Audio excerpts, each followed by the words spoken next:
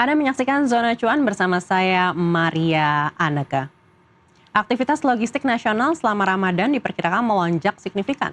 Volume distribusi barang bahkan meningkat hingga 30% dibandingkan periode normal, seiring naiknya konsumsi masyarakat dan transaksi perdagangan daring. Ketua Umum Asosiasi Logistik Indonesia, Mahendra Rianto, menyebut lonjakan terjadi di seluruh rantai pasok mulai dari distribusi antar wilayah hingga pengiriman ke pusat konsumsi.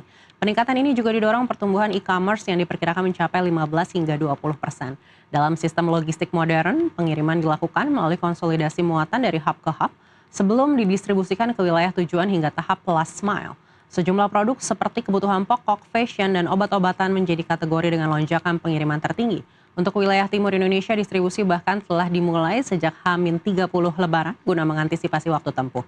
Namun demikian, tantangan masih membayangi, mulai dari keterbatasan armada darat, kekurangan kontainer di jalur laut, hingga ketimpangan arus distribusi barat dan timur Indonesia yang berdampak pada tingginya biaya logistik. Menghadapi kondisi ini, pelaku industri terus mengoptimalkan strategi distribusi dan memanfaatkan digitalisasi guna meningkatkan efisiensi dan ketepatan pengiriman.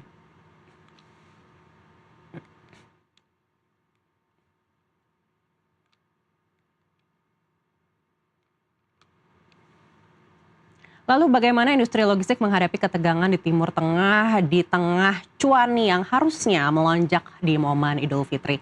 Untuk itu sudah bersama kita Bapak Nofrisel selaku Ketua Dewan Riset Supply Chain dan Logistik Asosiasi Logistik Indonesia atau ALI. Pak Nofrisel, apa kabar? Selamat datang di Zona Cuan. Kabar baik Mbak Maria, selamat Idul Fitri. Selamat Idul Fitri. Wah, di momen Idul Fitri ini akhirnya sudah selesai ya Pak? Alhamdulillah. Iya, lalu bagaimana? Apakah sesuai dengan ekspektasi industri logistik? Lonjakannya ini yang kita tunggu-tunggu nih di sepanjang tahun. Ya, secara umum kita melihat ekspektasi kita itu terlampaui ya, bahkan cukup signifikan pengaruhnya terhadap peningkatan arus barang. Jadi kami melihat bahwa Lebaran ini dilalui dengan baik lah, termasuk juga dalam distribusi barang. Tentu ada beberapa hal yang mungkin perlu kita koreksi dan evaluasi ke depan. Tapi secara umum saya kira aktivitas logistik cukup membantu, bahkan juga ada yang memanfaatkan logistik sebelum mudik gitu ya. Jadi sehingga barangnya dikirim duluan, jadi secara pertumbuhan sih cukup signifikan. Baik, lebih baik dari 2025 dan 2024 Pak? Saya kira untuk tahun ini cukup baik ya, cuma memang tidak terlalu tinggi pertumbuhannya dibanding tahun lalu, tapi tetap tumbuh. Baik, apa saja faktor yang menahan pertumbuhan ini? Yang pertama adalah kondisi bahwa hampir semua manufaktur dan terutama juga memproduksi barang-barang, juga e-commerce, itu mencoba untuk mempersiapkan diri lebih awal ya. Jadi, tetapi kemudian kita melihat bahwa demand juga menjadi salah satu problem juga.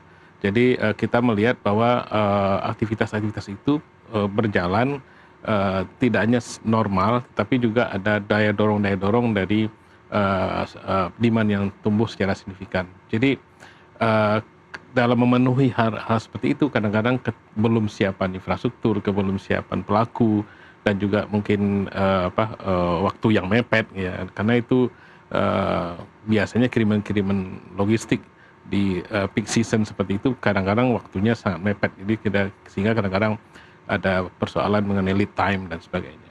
Baik, tadi Bapak sampaikan ketidaksiapan infrastruktur. Ketidaksiapannya dari segi apa nih Pak? Sebenarnya yang selalu menjadi isu laten di kita itu adalah konektivitas antar moda transportasi. Karena sebagaimanapun moda transportasi itu berperan ya sampai 40%-an dari seluruh aktivitas logistik itu. Karena yang memindahkan barang itu kan transportasi.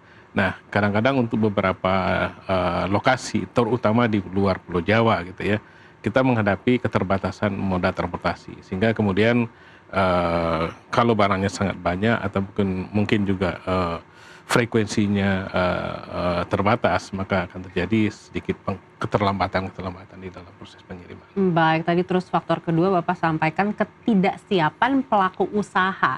Apakah pelaku usaha kita di dalam negeri ini setelah bertahun-tahun belum siap juga mengalami lonjakan lebaran? Ya, sebenarnya saya melihatnya dari konteks kebelum siapan dalam pengertian bahwa ini kan sebenarnya situasi yang terus berjalan ya.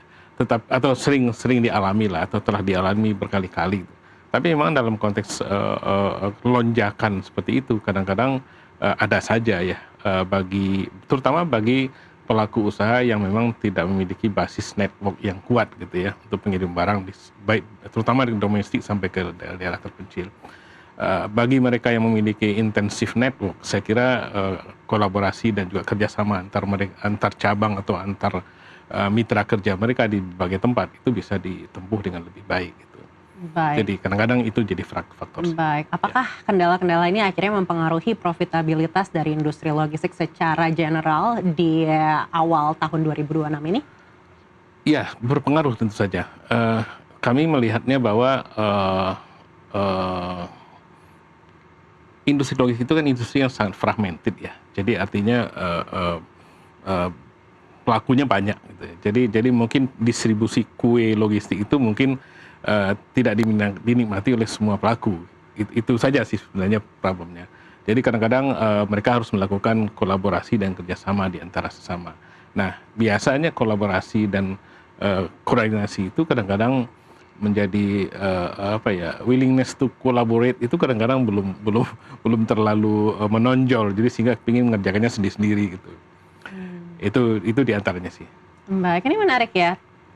Kurangnya keinginan untuk berkolaborasi begitu. Apakah ini maksudnya karena pembagian profitnya juga mungkin kurang jelas gitu, Pak? Sebenarnya bahasa lainnya begini. Jadi logistik itu kan sebenarnya nature-nya itu kan harus kolaborasi ya. Nature-nya logistik itu harus berintegrasi satu sama lain. Jadi kalau selama ini kan yang kita lihat secara faktual itu adalah bahwa kita ingin mengerjakan sesuatu sendiri-sendiri gitu. Jadi karena itu momentum kita ingin melakukan integrasi itu sebenarnya diantaranya pada musim-musim peak season seperti ini sebenarnya gitu. Nah, tapi mungkin karena kita kadang-kadang itu tadi saya menyebutnya willingness ya, menyadari sebetulnya bahwa dalam dunia logistik itu kolaborasi itu adalah keniscayaan.